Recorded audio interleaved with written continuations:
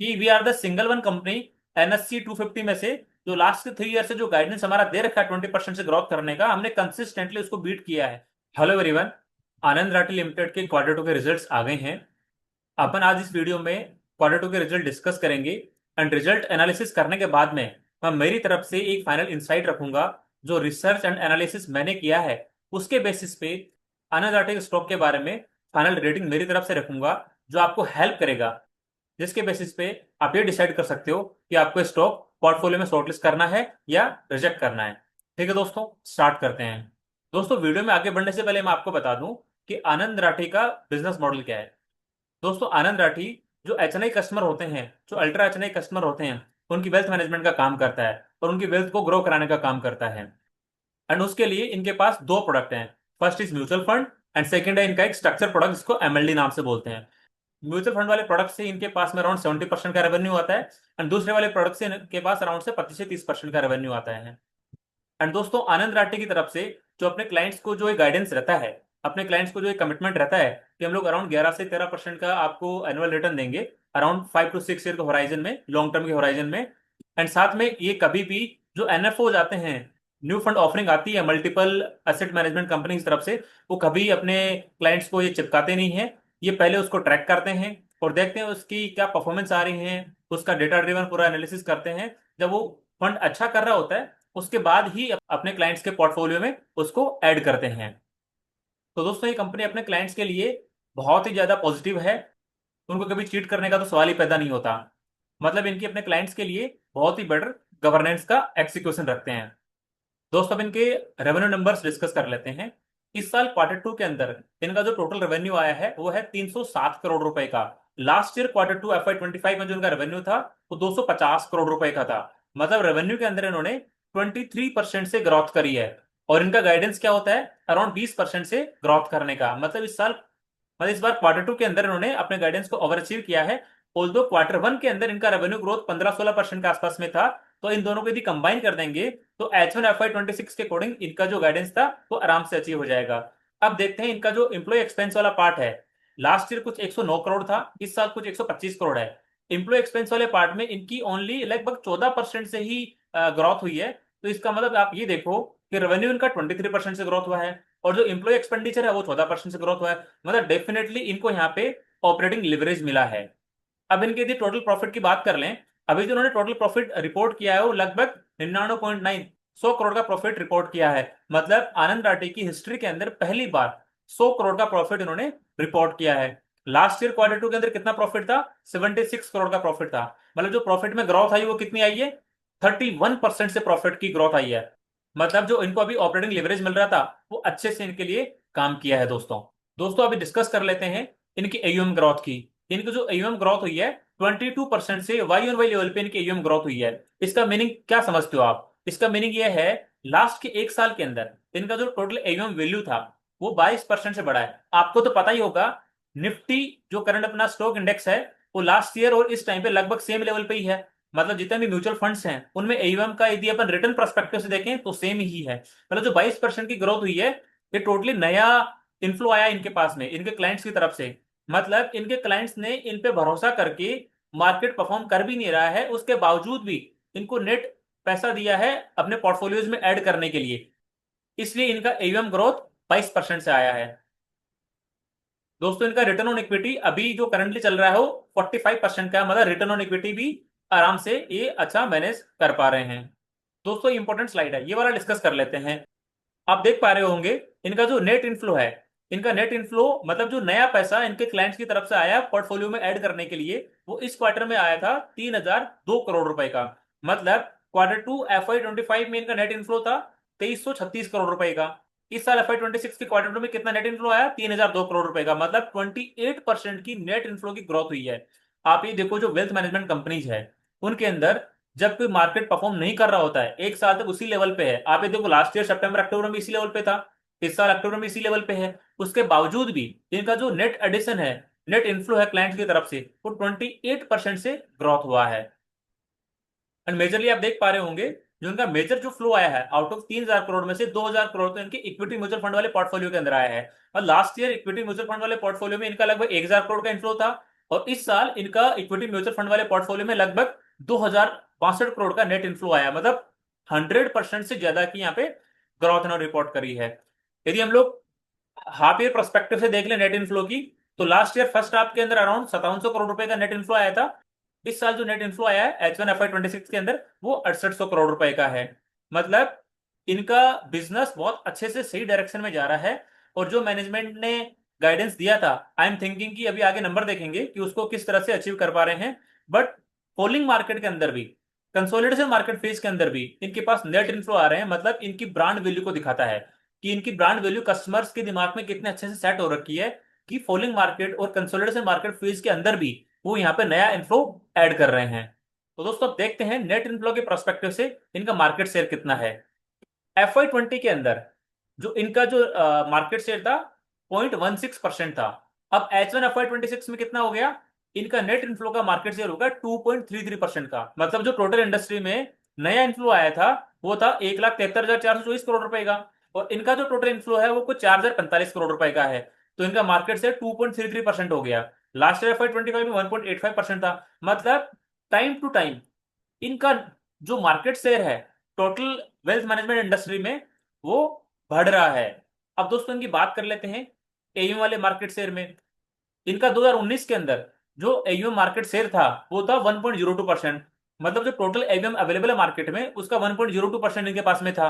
अभी यदि सितंबर 2025 की बात कर लें तो इनके पास में 1.43% ऑफ टोटल एयूएम है। मतलब लास्ट के लगभग 5-6 सालों में इनका यहाँ पे भी एक अच्छा खासा ग्रोथ हुआ, अराउंड 50% के आसपास में। दोस्तों अब डिस्कस करते हैं इनके गाइडेंस की और उन्होंने जो अचीव किया उसके बारे में। दोस्तों इनका जो गाइडेंस था कि हम लोग FY26 में अराउंड 1175 करोड़ का रेवेन्यू अचीव कर लेंगे। अभी तक दोनों क्वार्टर को ऐड कर दें, H1 FY26 की बात कर लें तो इनका जो रेवेन्यू निकल के आया है वो 591 करोड़ रुपए का रेवेन्यू निकल के आया है। मतलब 50% रेवेन्यू उन्होंने 2 क्वार्टर के अंदर ही अचीव कर लिया है। एंड दोस्तों अभी तो जैसे आपको पता होगा स्टॉक मार्केट नीचे से वापस रिकवर कर गया है, मतलब लोगों का कॉन्फिडेंस वापस बिल्ड होना स्टार्ट हुआ है इक्विटी इन्वेस्टिंग में। तो आई एम एक्सपेक्टिंग कि जैसे ही भी स्टॉक मार्केट ऊपर रहेगा, निफ्टी पॉजिटिव में रहेगा नेक्स्ट 2 क्वार्टर्स के अंदर, तो डेफिनेटली मेरे को लगता है जो इनका गाइडेंस है उसको बीट कर जाएंगे। जैसे आपको पता होगा जब स्टॉक मार्केट गिरता है तो उस टाइम पे लोग अपना पैसा डालते नहीं है, जबकि उल्टा करना चाहिए। जब मार्केट फॉलिंग फेज में है तो उस टाइम पे तो ज्यादा इन्फ्लो डालना चाहिए, ताकि जब मार्केट वापस ऊपर आएगा तो आपका पैसा ज्यादा ग्रोथ होगा। बट लोगों में जो ह्यूमन टेंडेंसी रहती है कि स्टॉक मार्केट गिर रहा है, अपना SIP रोक देते हैं, नया पैसा नहीं डालते हैं, ये डर बैठ जाता है, उसकी वजह से लोग कम इन्वेस्ट करते हैं। बट उसके बावजूद भी इन्होंने अपना 50% का रेवेन्यू ग्रोथ आसानी से अचीव किया है। एंड आई एम एक्सपेक्टिंग कि नेक्स्ट 2 क्वार्टर के अंदर इन्होंने जो अपना गाइडेंस दे रखा है उसको डेफिनेटली ओवर अचीव कर लेते हैं। अब दोस्तों बात कर लेते हैं इनके प्रॉफिट गाइडेंस की। दोस्तों इनका जो प्रॉफिट का गाइडेंस था FY26 के लिए वो 375 करोड़ रुपए का था। अभी Q1 Q2 को जोड़ दें तो इनका जो प्रॉफिट इन्होंने बनाया है दोनों क्वार्टर को मिला के वो 194 करोड़ का प्रॉफिट बनाया है। तो अभी तक इन्होंने कितना प्रॉफिट गाइडेंस अचीव कर लिया, 194 करोड़ फ्रॉम 375 करोड़। तो कितना परसेंटेज हुआ, 52% से इन्होंने अपना गाइडेंस ऑलरेडी प्रॉफिट का अचीव कर लिया है। एंड दोस्तों इनका जो FY26 का एयूएम का जो गाइडेंस था वो कुछ 1 लाख करोड़ का था। अभी जो उनका करंटली एयूएम है वो कुछ 91,568 करोड़ के आसपास में है। तो आई एम थिंकिंग कि यार ये अचीव कर लेंगे, ऐसा कोई दिक्कत इनके पास नहीं आनी चाहिए। दोस्तों बात करते हैं कि इतना डिफिकल्ट टाइम के अंदर भी इन्होंने अच्छे से ऑपरेटिंग लेवरेज कैसे बनाया, और उनका एयूएम कैसे ग्रोथ हुआ, और उनका नेट इन्फ्लो कैसे अच्छे से बिल्ड हुआ। दोस्तों आनंद राठी का एक ब्रांड नेम बहुत अच्छा रहता है और ये अपने कस्टमर्स को कभी भी चीट नहीं करते और उनको बेटर से बेस्ट सर्विस देते हैं। एंड दोस्तों सबसे अच्छी चीज रहती है आनंद राठी की कि इनके जो रिलेशनशिप मैनेजर्स होते हैं, जो इनके आरएम्स होते हैं, ये उनको बहुत अच्छे से ट्रेन करते हैं।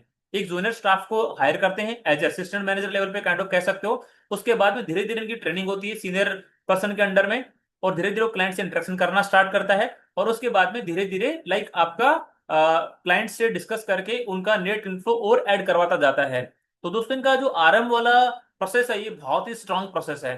अब यदि मैं इनकी बात करूं कि जो इनके आरएम का नंबर है, लास्ट ईयर Q2 के अंदर इनका आरएम का नंबर था वो 374 था, अभी बढ़ के 386 हो गया है। जो इनके पास पर आरएम जो एयूएम था लास्ट ईयर वो था Q2 के अंदर 196 करोड़ का, अभी ये इनका 231 करोड़ का। अब ये देखो Q1 का जब रिजल्ट आया था तब भी उनके पास में जो पर आरएम एयूएम था वो 224 करोड़ रुपए का था। मतलब Q2 के अंदर भी इसको इंप्रूव कर दिया। आप ये देखो एक आरएम कंटिन्यूअसली अपना एयूएम बढ़ाया जा रहा है, मतलब वहां पे डेफिनेटली कंपनी को ऑपरेटिंग लेवरेज मिलेगा। एंड दोस्तों इस बिजनेस के अंदर सबसे बड़ा इश्यू होता है आरएम के चर्निंग का, कि कहीं आरएम चर्न तो नहीं हो जाए।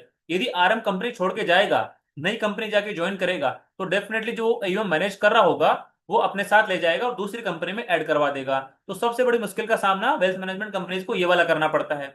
तो दोस्तों यहाँ पे अभी जो नंबर ऑफ आरएम्स यहाँ पे जो चर्न हुए हैं, वो क्वार्टर टू FY 26 के अंदर 2 आरएम चर्न हुए हैं।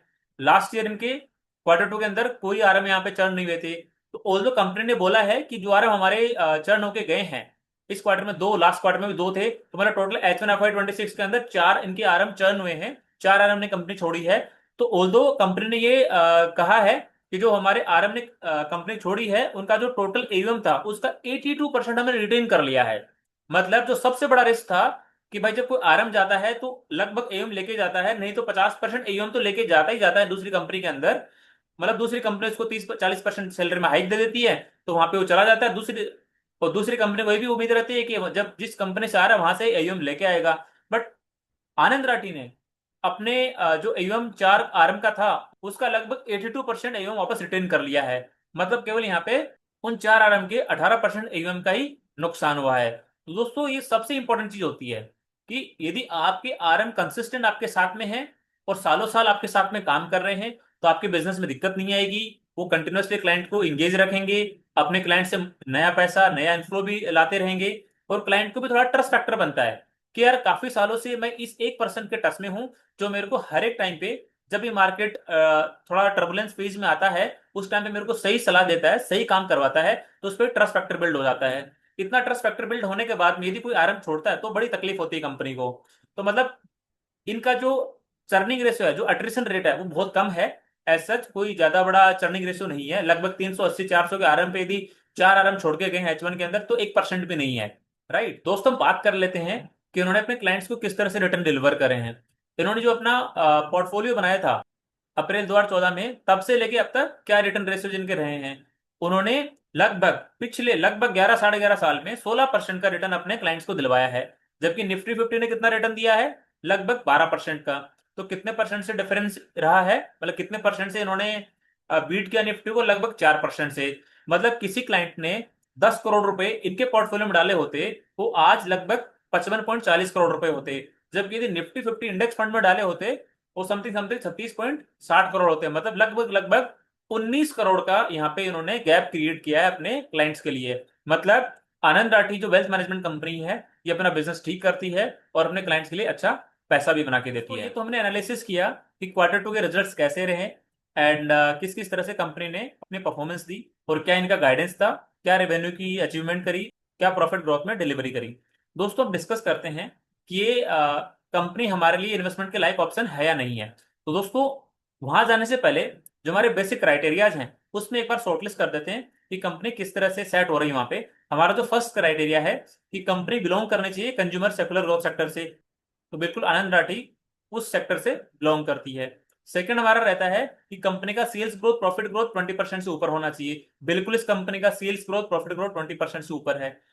फोर्थ हमारा होता है कि कंपनी का cash flow from operation positive होना चाहिए। बिल्कुल इसका cash flow from operation positive है।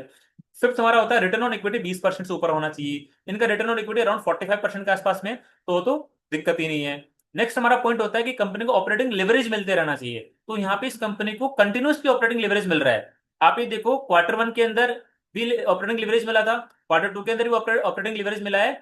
मतलब ये सेल्स ग्रोथ तो 20% के आसपास में करेंगे, बट इनका प्रॉफिट ग्रोथ आएगा वो लगभग 30% से डिलीवर होगा। तो डेफिनेटली इनको ऑपरेटिंग लेवरेज मिल रहा है। नेक्स्ट हमारा पॉइंट था कि कंपनी के अंदर एफआईज और डीआईज की होल्डिंग होनी चाहिए। हाँ डेफिनेटली कंपनी के अंदर एफआईज और डीआईज की होल्डिंग भी है। तो मतलब हमारे जो 7 पैरामीटर थे, सातों पैरामीटर पे कंपनी शॉर्टलिस्ट हो रही है। अब दोस्तों एक बार बात कर लेते हैं वैल्यूएशन के पर्सपेक्टिव से, कि कंपनी का ग्रोथ पर्सपेक्टिव हमें समझ में आ गया, कंपनी की रेवेन्यू ग्रोथ, कंपनी की प्रॉफिट ग्रोथ, जो बाकी के हमारे शॉर्टलिस्टिंग क्राइटेरिया थी वहां पे सेट हो रही है। तो एक बार देख लेते हैं वैल्यूएशन पर्सपेक्टिव से कि हमारे उस पैरामीटर पे सेट होती कि नहीं होती है।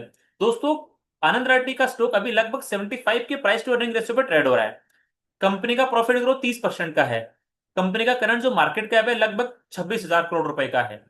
कंपनी ने FY 26 का जो पैट का गाइडेंस दिया वो 375 करोड़ का दिया है। तो मैं मान के चलता हूं यदि आनंद राठी का शेयर प्राइस यही रहे तो FY 26 के बाद में इनका जो forward price to earning ratio निकल के आता है अराउंड अराउंड 70 के आसपास का निकल के आता है। प्रॉफिट ग्रोथ कितने की? 30% की। यदि मैं फॉरवर्ड पैग रेशियो कैलकुलेट करने की कोशिश करूं तो 70/30 कितना निकल के आएगा? समथिंग समथिंग 2 से 2.5 के बीच में। तो दोस्तों मैं ये बोलना चाहता हूं कि इस कंपनी का जो फॉरवर्ड पैग है वो 2 से 2.5 के बीच में है। एंड दोस्तों जो बाकी वेल्थ मैनेजमेंट वाली कंपनीज है, जैसे 361 हो गई, नुवामा वेल्थ हो गई, मोतीलाल ओसवाल हो गई, उनके अंदर वैल्यूएशन पर्सपेक्टिव थोड़ा बेटर लगता है, बिकॉज उनका फॉरवर्ड पैग रेशियो लगभग 1 और 1.5 के बीच में निकल के आता है। ऑल्दो आनंद राठी ने जब से कंपनी लिस्ट हुई है लास्ट के 3 साल में कंसिस्टेंटली 20% से कंसिस्टेंटली ग्रोथ किया है। इन्होंने अपने प्रेजेंटेशन के अंदर बताया भी है कि we are the single one company NSC 250 में से जो लास्ट के 3 ईयर से जो गाइडेंस हमारा दे रखा है 20% से ग्रोथ करने का, हमने कंसिस्टेंटली उसको बीट किया है। और हाँ, मार्केट ने इनको अच्छा खासा रिवॉर्ड भी किया है। शुरुआत में जब बिजनेस की लिस्टिंग हुई थी तो लगभग 20 से 25 की प्राइस टू अर्निंग रेशियो में लिस्टिंग हुई थी, और अभी जो currently price to earning ratio चल रहा है वो 75 का भी है, और शेयर प्राइस वहां से लिस्टिंग प्राइस से लगभग 10 टाइम्स हो गया है। तो दोस्तों मेरा कहने का मीनिंग है, यहाँ पे मेरे को एक वैल्यूएशन का कंफर्ट नहीं आ रहा है जो बाकी वेल्थ मैनेजमेंट कंपनीज है उनके कंपैरिजन में। तो दोस्तों एक बार उनके रिजल्ट आने दो, लाइक नोवामा वेल्थ के आने दो, मोतीलाल ओसवाल के आने दो, 361 के आने दो। एक बार उनके रिजल्ट आने के बाद में उनका भी एक बार रिजल्ट एनालिसिस करके उनका भी एक बार वैल्यूएशन पर्सपेक्टिव जान लेते हैं कि किस फॉरवर्ड पैग रेशियो पे वो कंपनीज ट्रेड कर रही हैं। उसके बाद ही हम लोग ये फाइनल कॉल लगा पाएंगे कि एक बेटर अपॉर्चुनिटी, बेटर डील कौन से बिजनेस के अंदर बनती है। तो दोस्तों आज की वीडियो में इतना ही। यदि आपको वीडियो पसंद आया है तो लाइक जरूर करना, एंड दोस्तों चैनल को सब्सक्राइब करना बिल्कुल मत भूलना, बिकॉज अभी Q2 का अर्निंग सीजन स्टार्ट हो गया है। बहुत सारे कंपनीज के रिजल्ट आएंगे, उनमें से जो हाई ग्रोथ रिजल्ट डिलीवर करने वाली कंपनीज होगी उनके बिजनेस एनालिसिस करके उनकी वीडियोस बना के मैं यहाँ पे अपलोड करने वाला हूँ, जो आपको हेल्प करेगा आपके पोर्टफोलियो को रिस्ट्रक्चर करने में। ठीक है दोस्तों, मिलते हैं नेक्स्ट वीडियो में। Thank you.